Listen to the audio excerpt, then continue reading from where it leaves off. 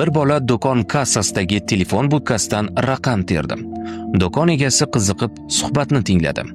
Xonim, men kambag'al bolaman. Maysazoringizni o'rib berish ishi bormi? Yo'q bolam. Menda allaqachon odam bor.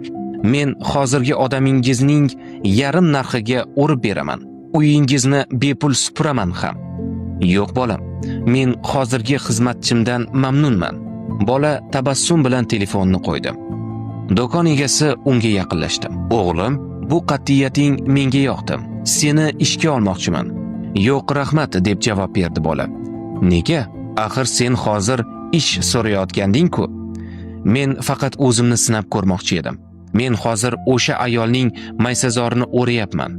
Faqat o'zimning ish sifatimni bilmoqchi bo'ldim. Bugungi saboq ishingizni shunday mukammal bajaringki, hech kim sizni almashtira olmasin. Bu eng katta kafolat. Agar millionerlar klubiga obuna bo'lgan bo'lsangiz, tabriklayman. Siz har kuni 1% ga yaxshilanyapsiz.